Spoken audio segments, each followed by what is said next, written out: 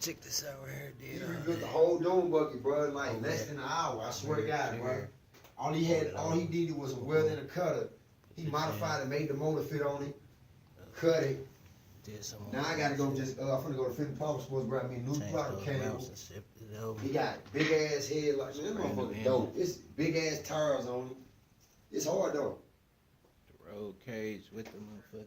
Yeah, he just rebuilt this motherfucker hella fast. He turned this to a straight dune buggy. I was already building on it, bro. I just needed the big tires on the back. The right things, bro. But I got it, bro. Yes, sir. Couldn't get no footage of me building it because I'm on an out job. I didn't bring my tripod because I had to bring all my other tools, you know, my grinder, my welder, all that stuff. So, but we done now. So, you know, it is what it is.